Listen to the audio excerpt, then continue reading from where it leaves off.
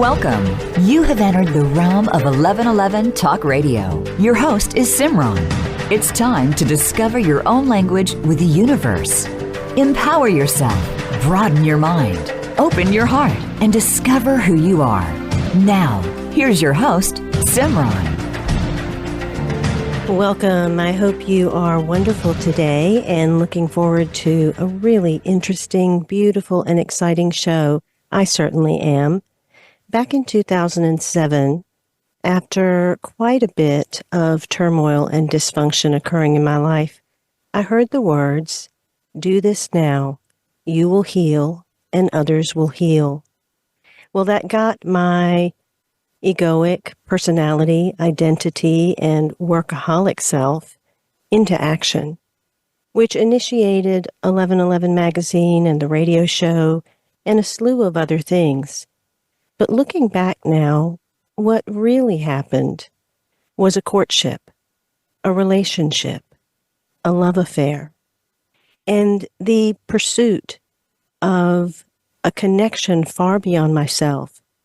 And it came through writing. It came through language. It absolutely came through words.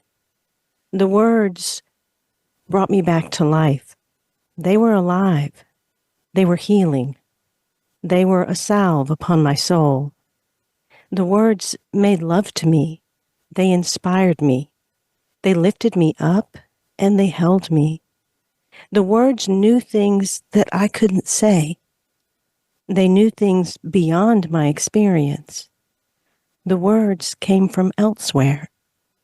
And as I've gone through my life journey and have had many ups and downs along the way, have certainly experienced the great polarity that life can be, I came to my last trilogy, and the realization in my last trilogy was that language was multidimensional, as we are, that words can have varied meanings depending on who we are, the lens we come from, the way we say them, the tone of voice, how we hold them in our mouths, and how we let them roll over our lips.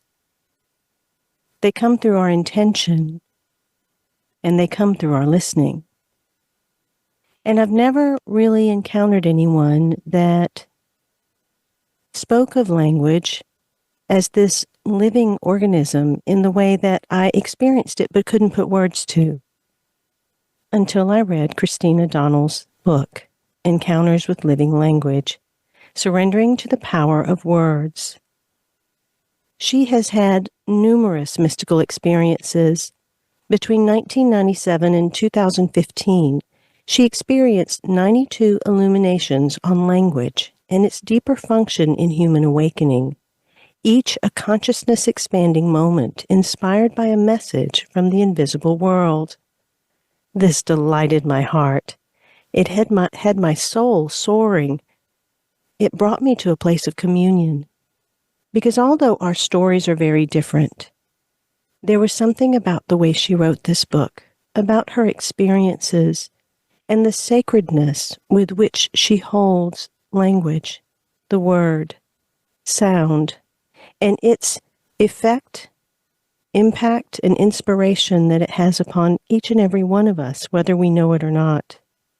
Christina Donnell is a classically trained clinical psychologist. She's an author and a spiritual teacher who studied Eastern traditions and the shamanic energy practices of the Q'ero Indians of Peru for nearly 3 decades. She is the founding director of Winds of Change Association, a Minneapolis-based educational organization offering programs that cultivate humanity's evolving consciousness. Her multiple award-winning first book, Transcendent Dreaming, Stepping into Our Human Potential, chronicles her spiritual awakening through a form of dreaming that expands consciousness. Her most recent book, which we're talking about today, is titled Encounters with Living Language, Surrendering to the Power of Words, awakens readers to the intrinsic energy of language that can connect us to the oneness that underlies all of life. You can find out more about her at ChristinaDonnell.com, and that link is in the bio description. But let me share a few words from her book. The consciousness springing from this encounter with living language is teaching me what it is like to embody the eternal. Unseen forces that coursing through the body can unveil a deeper reality and arouse from its slumber a sense of the primordial life I share with all creation. Birdsong strikes my retina as a pageant of color. I smell the magical tones of the wind. I hear as a great fugue the repeated, harmonized greens of the forest, the cadence of stormy skies. There are indications of possible future circumstances long before they occur. Christina Donnell, welcome to 1111 Talk Radio. I'm delighted to have you here. Thank you, Simran. It is lovely to be with you. Let's have a moment of communion. It really does feel that way when I'm with words, and especially someone that reveres sound and language and word so sacredly. And I think that's where I'd like to begin, because we live in a really noisy world. We do. Where people are talking more than listening, where words are thrown about as if they have no value, and where we're not really holding language and sound in the reverence and temperance that is required to really tap into that eternal that you talk about. How do you view the world in terms of language today and the transition from where people are in this distracted, very busy, extremely talkative state to one where they can start to really experience and commune with language in the way that we've been able to do? Beautiful question, Simran. Beautiful question. I'm going to speak to America because, my time in the Andes is very different. When you are at 17 or 18,000 feet elevation, there are no sound bites, noise, and even language isn't primary. So, but I'm going to speak to living in America. I do believe America is at a time of crisis. It's so sped up with a soundbite culture, a social media culture, a technology culture. And I think the beautiful gift of living language could go dormant during this time if we don't sow seeds of consciousness about its value. And what is its value? Well, here is its value. In the beginning was the Word. In the beginning was the Word. No, in the beginning was the silence. And then there was the Word, the fiery explosion of the cosmos, the Word, the living Word, the living Word. And then again, silence for a millennia. Deep, deep silence. Something this culture doesn't know. Depth and breadth of silence. And then soon, other galaxies and eventually the Earth.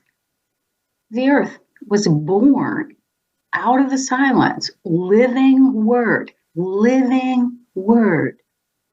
Let me fast forward to the first wind, living Word, that warmed over the ocean and helped the curvature of the mountains and eventually ferried the songs of rivers and the landscape and vegetation and animals. The living Word. The living Word. Let's go forward to Homo erectus. Absolutely on the earth, living as a part of the whole. Living as a part of the whole. It knew when the mountains sweat, there would be an avalanche. It knew the grass sings. It was connected in its sensory system to the whole. It was the living Word. Now, let's go to Homo sapien. Our prefrontal cortex. And now the wind within us can actually speak the Word, the Word.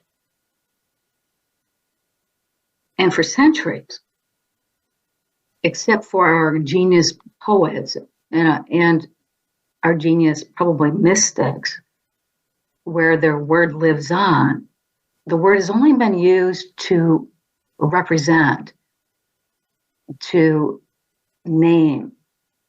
It's lost its connection to the greater world.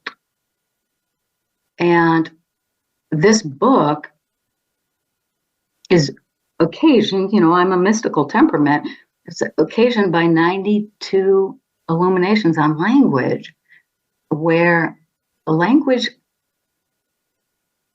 demonstrated to me it has more to offer. It absolutely has more to offer because it is connected to the whole. Under every word we use, it's not a fossil. It's not inert. There are 1,000 roots connected to the unseen and the invisible and the forces that then connect to other things and bring us back into the multidimensionality and to the primordial and to our quantum nature. Language can bring us here. We have a long way to go. Your stories within the book, and especially what you have shared now, it's carried me back to the Sacred Valley, to Urubamba, and several times where I have spent weeks in silence. And I certainly have not had the experiences that you nor the Caro have had in terms of their very subtle and rich connection to being able to hear the rhythms of the earth and grasp the very sounds and languages that are being spoken from the crackle of the fire or the breaking of a twig or as the wind moves through the air, as you said. But all of these things color our life in an even greater way if we can open to that. And much of what you're talking about almost sounds like synesthesia. It sounds like tapping into a realm of the senses that expands so far when we do allow ourselves to go back to the very simplicity of the original sound, the very eternity of that sound. And it rests all around us. But with this busyness that exists, it's almost as if what's guiding us right now to return has to be the spaces of silence, or the spaces even between words, because people are not present to the sound and the words. Yes. Yes. It's an interesting time on the planet because I don't think humanity has been further from nature, the balance of nature, the sound of nature, nature living within humanity. It's an interesting moment in evolution where we feel, to me at the moment, a rogue wave that is not in cadence with nature. And living language, it was from the beginning and it will be to the end. Everything arises out of the silence and it returns to the silence. So living language, to me, doesn't require spiritual dogma. It requires coming back into the space, as you said, the spaces between the words, the silence, the inciting and archetypal forces that are underneath when you are in your silence that will usher up a completely different dialogue, because now the invisibles are in the room. Now the unseen is in the room. Now the other part of life that is not as we see it in the manifestation is here for us to experience. And with the way we wield language, right now, my goodness, we weaponize language. We use it as a weapon. But if we could return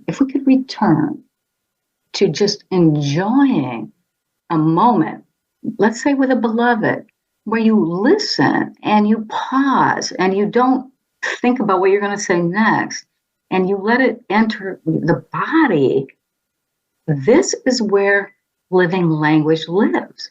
It lives in the body. That takes me to a line that you said, which was, when somatic sensory experience of the spoken or written word goes deeper into us, not stopping where it used to, new dimensions of reality are revealed. Language is embodied as thought gives way to direct perception. And when I think about somatics and how prevalent that has become as part of the conversation, especially regarding trauma, and we have this world of trauma that is not just in our human beings, but that has now been trampled into our earth. Yes. That use of language, especially when weaponized, only creates more harm. But when we are in the silence, that initial somatic sense that we experience is a discomfort that we must sink into.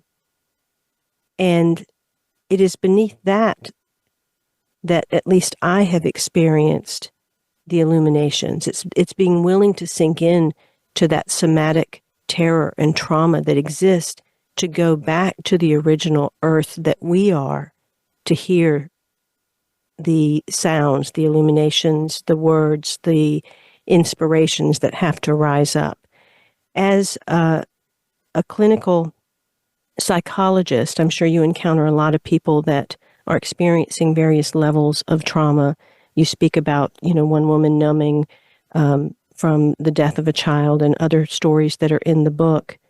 Talk a little bit about that somatic piece and allowing that experience of our somatics as it is now to guide us more deeply into our earthen bodies, to hear the rivers and the winds and the storms that exist within us to better serve in the outer world?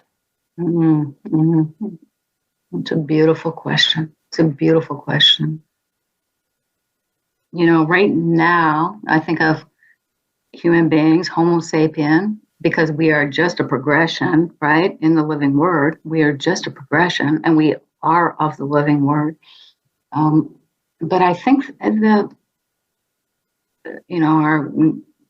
frontal neocortex that just wants to be in the mind, and then you take technology and the busyness and the sped up nature, we have lost coming home to our true animal body, which is our nostrils, our skin, our eyes, our ears, the gateways that it's only through those gateways we actually can experience the world. And for some reason, in this moment in time, there's a numbing going on. I'm going to appreciate that in the creation, this is a period that we have to go through. But I am here to say, oh no, let's come back. Let's come back to this extraordinary body in which we are living in, which is, by the way, quantum. It's all light. And we have these sensory systems, nostrils, taste. Like, can you taste the different times of the day? It's like, yes, we can. We have to come back there. We have to come back to what these bodies were made for and to be as a part of the ongoing living creation, including we are an extension of the earth. And so I'm like, yes, come back to this sensory experience. And oh, by the way, yes, the word, the living word that we speak through the wind that has come across the northern plains. It depends on where you live. I live in Minneapolis, northern plains.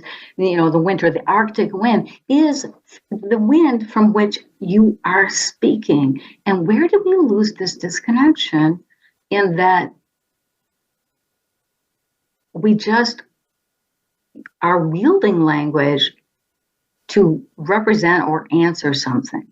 And Simran, I just want to say, when you are connected at that deeper level, when you're in conversation with somebody, they feel those inciting forces. As a clinical psychologist, that is what happens in the room. Those invisibles and unseen forces underneath enter the room. And then suddenly the client has an epiphany or an awareness because we are connected through the word in our beloved conversation.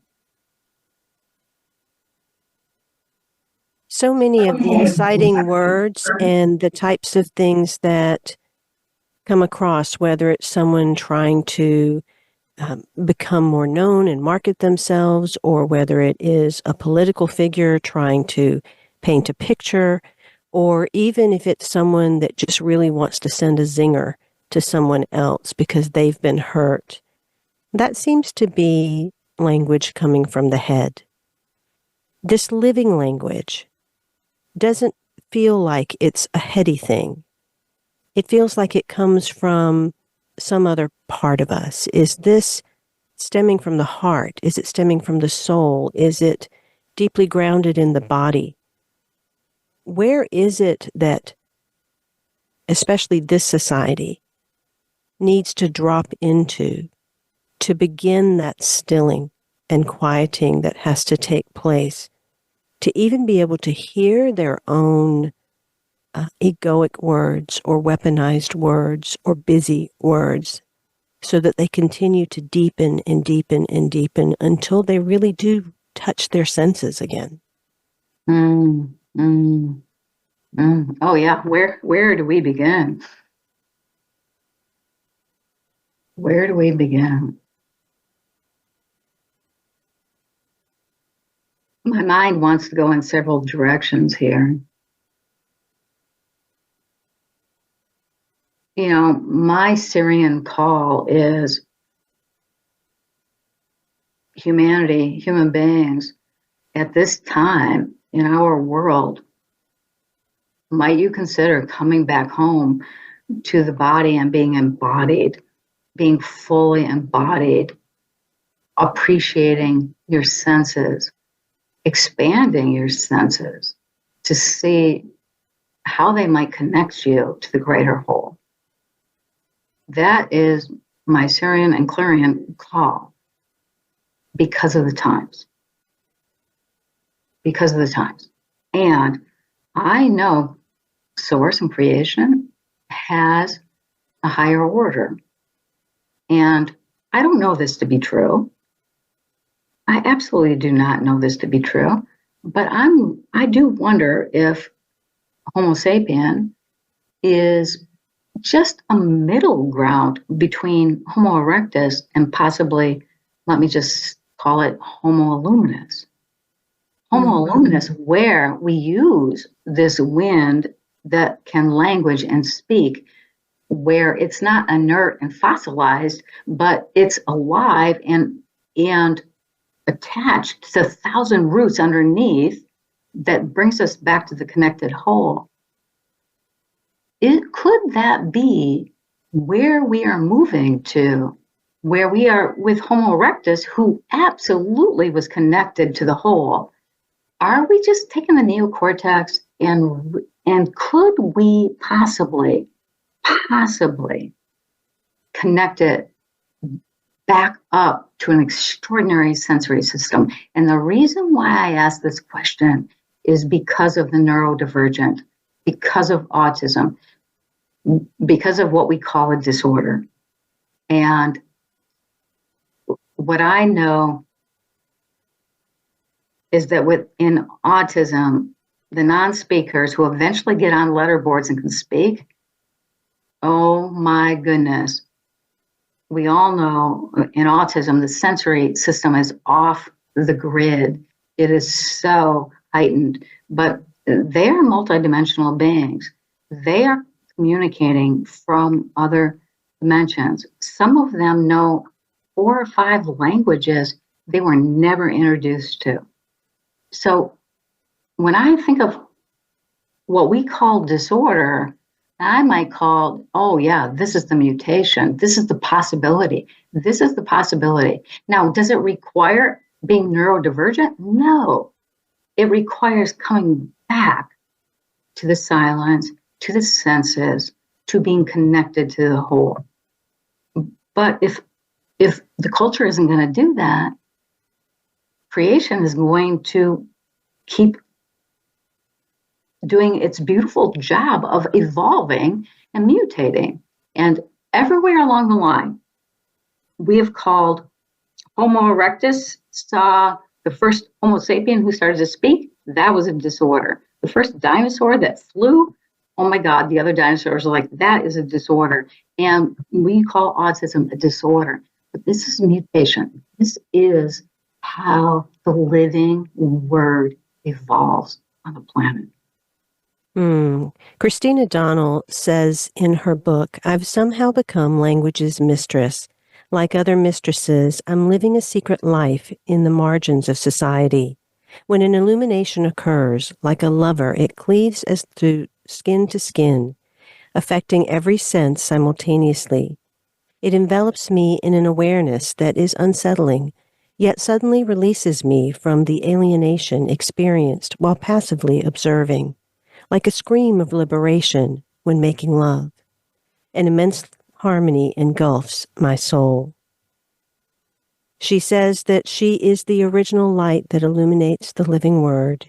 It is time to do what you were born to do, be language's mouthpiece. And that is what Christina Donnell is. Encounters with Living Language is for anyone who has heard or read a poignant line, and when penetrated by its meaning, had chills, or felt the hairs rising on the back of their neck. It's for anyone who has experienced the luminous power of language, and as a result, felt compelled to explore its quantum nature, ushering in new dimensions of awareness. The book not only reflects the corridors of this journey, but also reveals the role language could play in the profound changes currently occurring in human consciousness. I invite you to find out more about this book, Encounters with Living Language, Surrendering to the Power of Words, and everything else that Christina does by going to ChristinaDonnell.com. We'll be right back with more of Encounters with Living Language and Christina Donnell after these messages.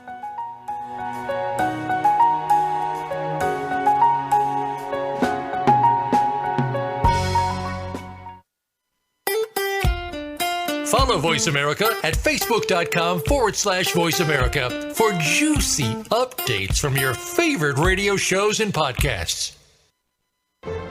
Have you seen 1111?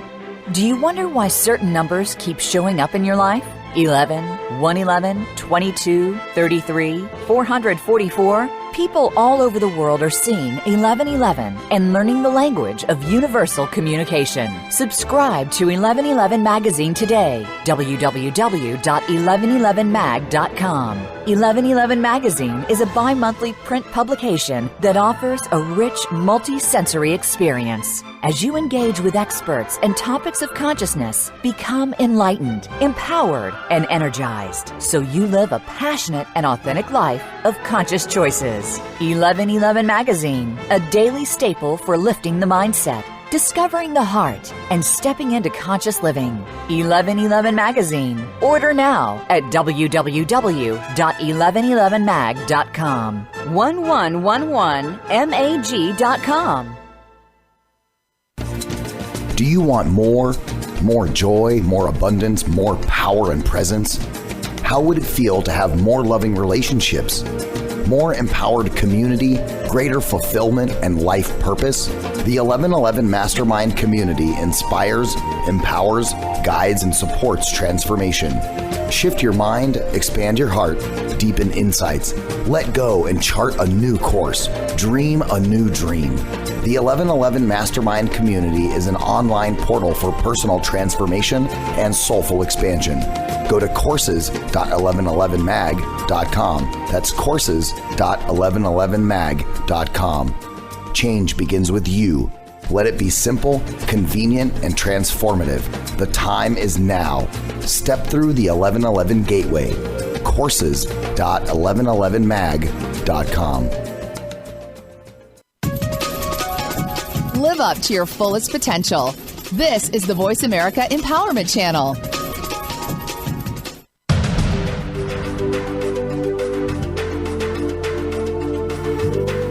You are listening to 1111 Talk Radio. Simran is an award-winning author, publisher of 1111 Magazine, powerful speaker of wisdom, and a life mentor. Find out more at IamSimran.com. Now, back to 1111 Talk Radio. Before I get back to Christina Donnell and her beautiful book, Encounters with Living Language, I want to mention my latest trilogy and hope that you will pick up the set. These are soul manuals, and they are transmissions. You can use these books as oracles and simply open to whatever page in any or all three of the books simultaneously.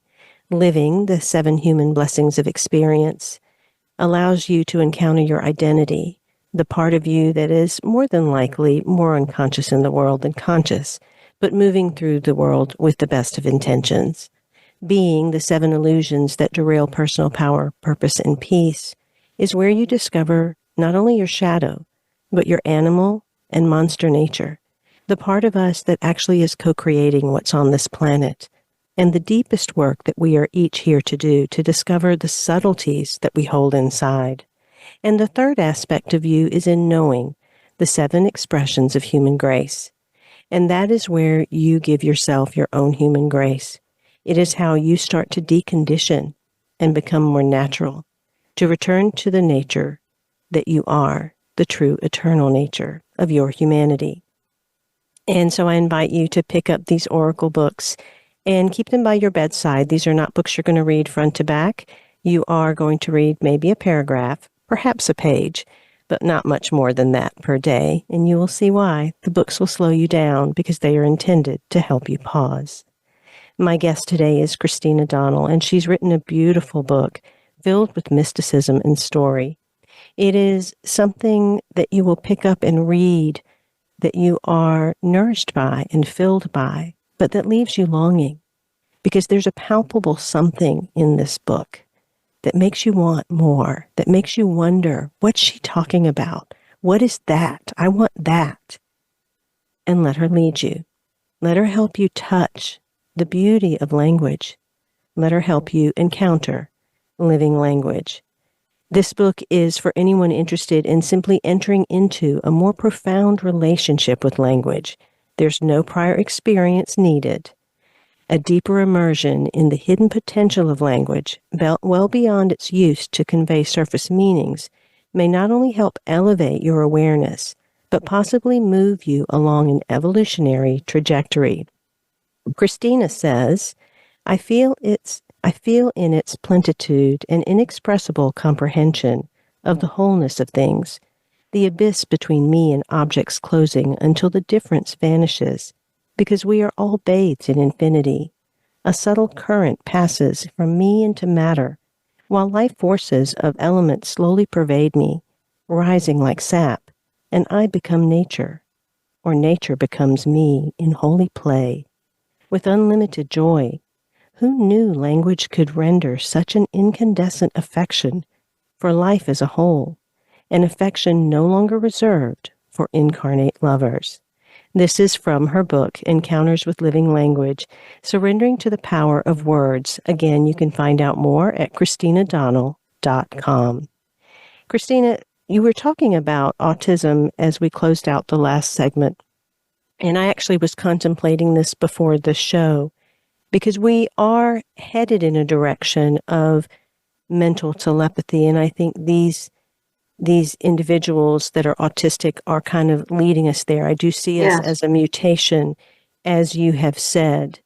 And I'm wondering if the bridge between where we are now as a society and moving to that place of telepathy is actually poetry and song, or these types of light transmissions that come through that are palpable, that raise your hairs and give you goosebumps, but in some ways are untouchable. And that perhaps that is what helps to slow people down or quench the thirst of the numbed heart or the empty soul that is needed right now. What are your thoughts on this? Mm-hmm. Mm-hmm.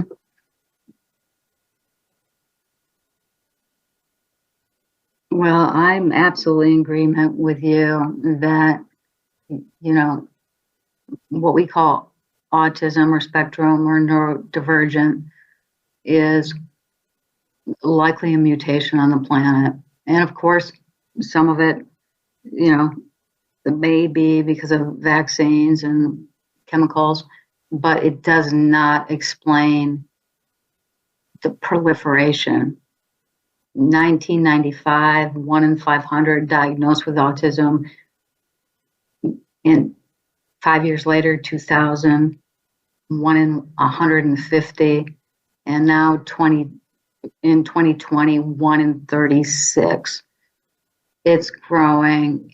It's a category that probably has a lot of different human beings in it, all in one category. But what we do know is that they're telepathic, prophetic. Unfortunately, they read their parents' minds. There's something special there, and they're coming onto the planet, and I think is a mutation. But I agree with you, Simran. I think for those of us,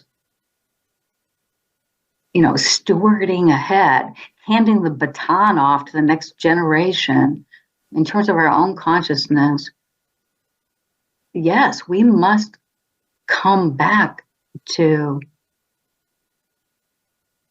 the beauty of a pause and of silence. Poetry is not, many people are not reading poetry. And yet, the genius poet can transport the consciousness in one line.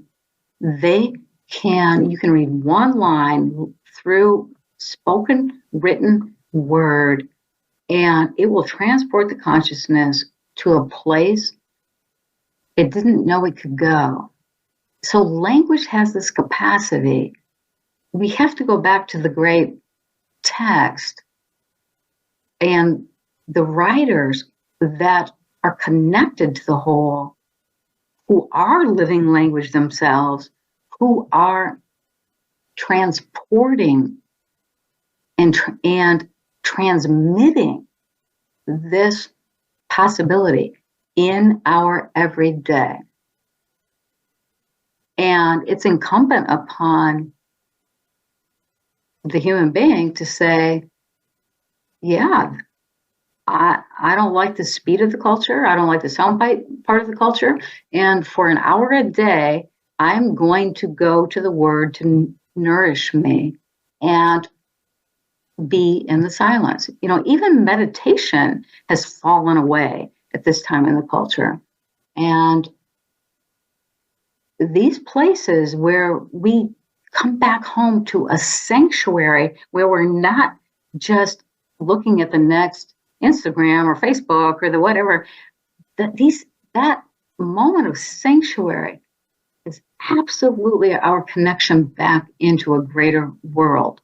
And there's so much out there for us, even in the written and spoken word, to come back to and let it transport our consciousness in such a way that we feel connected to the whole, that we can actually have an eternal moment where the past, present, and future are happening simultaneously. Because guess what? This is a quantum body that has that capacity. A moment of sanctuary. Listeners, that's the thing to seek, a moment of sanctuary. In your book, Christina, you write, ultimately, the power of any word depends on the mindset of the person using it and the depth of embodied awareness from which it rises. Language speaks, sings, and reveals other dimensions, perhaps beginning the farewell of its usage only to represent the world. You say, I'm experiencing the deeper nature of its essence, its dimensional or even quantum capacity that moves us into expanded states of awareness. Beneath every word, a mystery lies.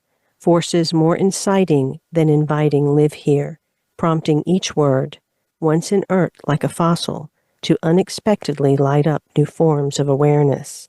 I want to focus back in on the depends on the mindset of the person using it and the depth of embodied awareness. In my own latest work, it's written in a way to help individuals to understand what lens they're coming from, and so what lens they're speaking from, acting from, thinking from.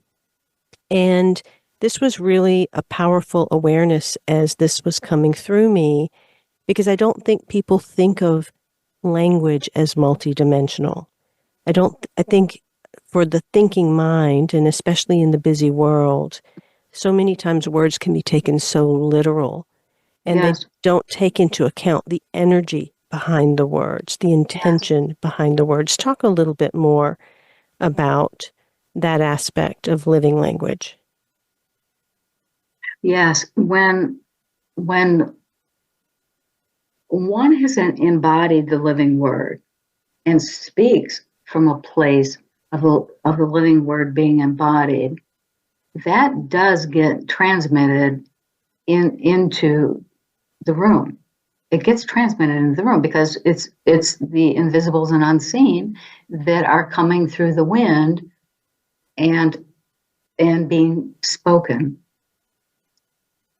And so, we all know someone can say thank you, and you're like, styrofoam. It was a thank you. And then you can hear, thank you. Thank you. And you go, oh, wow, they really mean that. It's deep in their heart. It was deeply, and you can feel the difference. You can feel the difference of a word that is just thank you or thank you. It comes from a different place. And why I know this to be true in terms of the invisibles and the unseen is it's been brought home to me over years and years and years of my communities in San Francisco, Seattle, Minneapolis, of where everyone's like, yeah, don't even try to comprehend what she's saying, just absorb what she's saying. And I'm like, well, what does that mean? It took me a long time to figure that out. And I can remember in 2017 doing a wisdom talk at a conference, and everyone who came up to the mic said, I can't remember a word you said, but this is where my consciousness was transported to. And it was a keynote address I did in 2017 at the Subtle Energy Medicine Conference. But that was the time where I realized, and I'd already had the 92 illuminations. So the governing aim and the sensory experience and embodied. So my language is coming from a deeper place. But it was that talk that made me realize whatever is going on with this transmission of the living language coming home definitely has a different impact on the listener. It was a wisdom talk, so it was spoken word, but there must have been 25 people at the microphone. Not one of them could exactly remember what was said, but they all had to talk about their experience because their consciousness was transported. And that to me was my definitive awareness, and what made me decide to write the book, that, living language and being the mouthpiece for living language is absolutely real. It's absolutely real.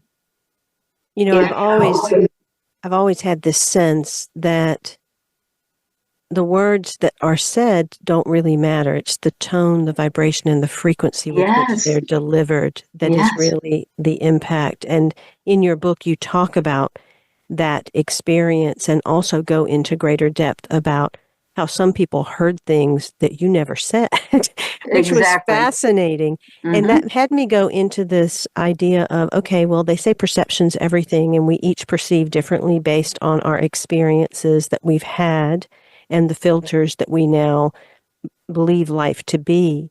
And it made me think, wow, listening would be the same way, that as we listen, we would be listening from the places of our own experience, our own wounding, which is why people not only hear things differently, but actually hear different things, as in the case in your chapter. What do you think?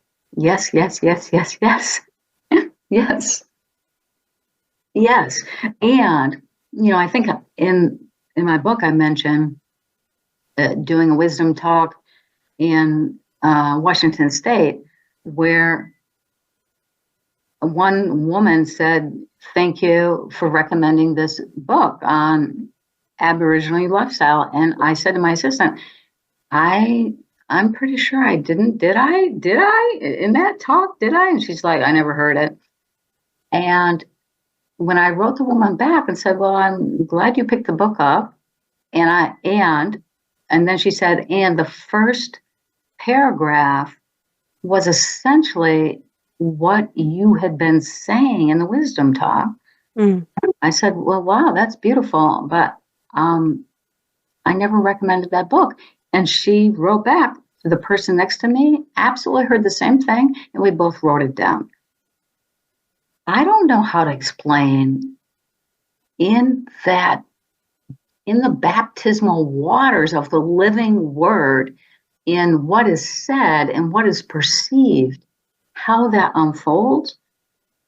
But the deeper we go into the eternal nature and connection to the whole, the greater the magic is, for sure.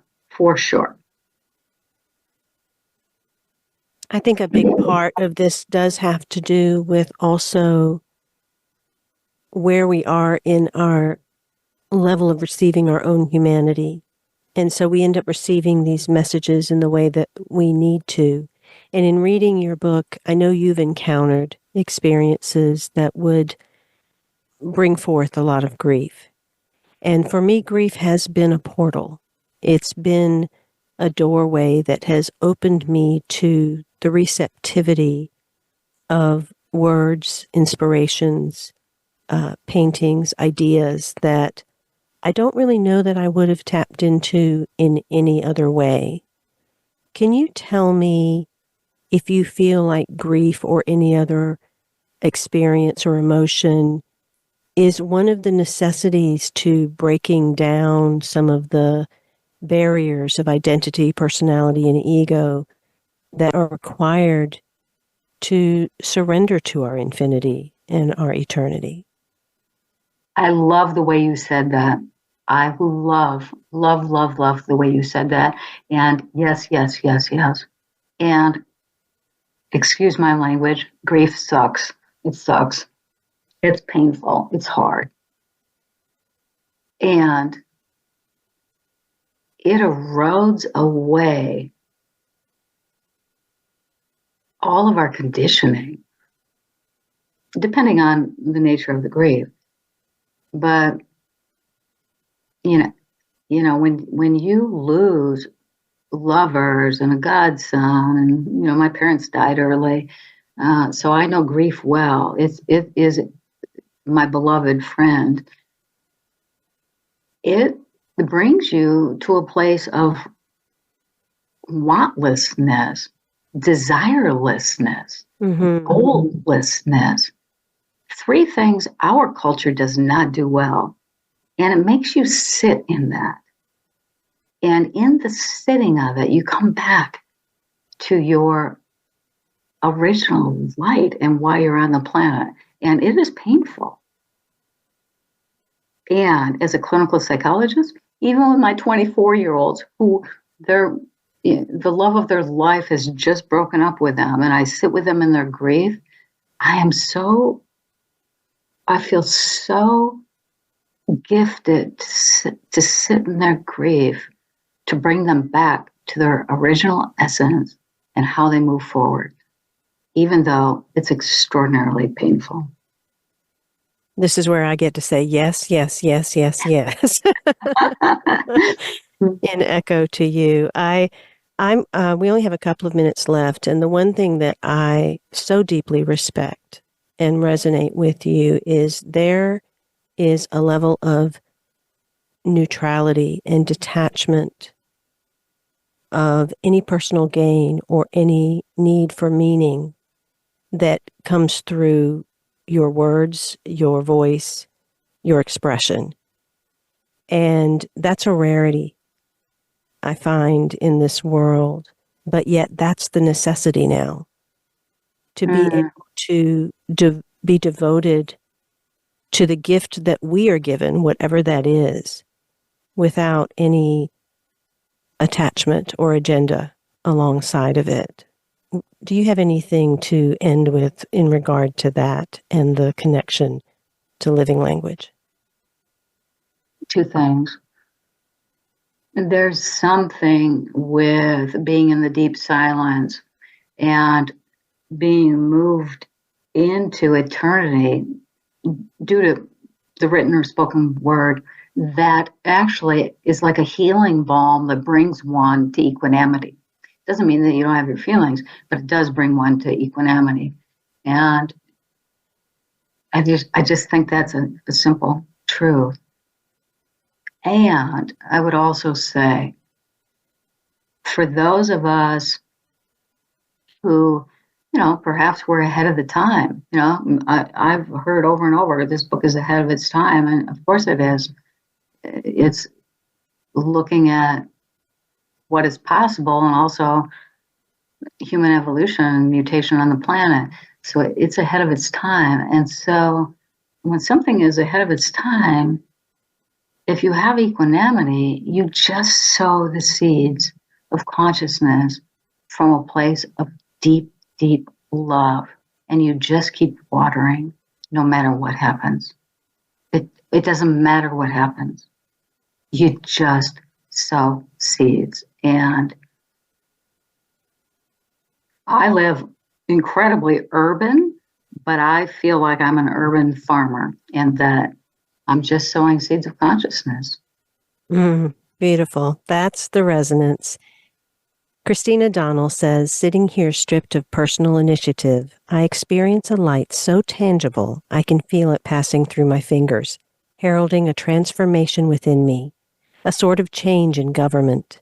It appears that my actions will no longer be propelled by the same consciousness as before, because my extraordinary experiences with living language have somehow led me to a destiny of incarnating the eternal, intemporal time. I invite you to find out more about Christina Donnell's work. Pick up both of her books. You can go to christinadonnell.com to find out more about her and everything that she's doing. And the title of the book is Encounters with Living Language, Surrendering to the Power of Words. Her other book is titled Transcendent Dreaming, Stepping into Our Human Potential. So pick both of those up, find out more, and begin to have your own encounter with living language. Thank you so much, Christina, for being on 1111 Talk Radio. Until next week, I am Simran. In love, of love, with love, and as love. Be well.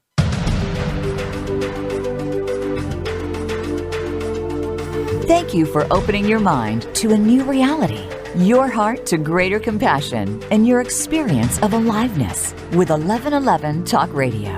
Join host Simran next Tuesday at 8 a.m. Pacific, 11 a.m. Eastern Time to step through the gateway of conscious living here on the Voice America Empowerment Channel. Remember, you are not on the journey. You are the journey.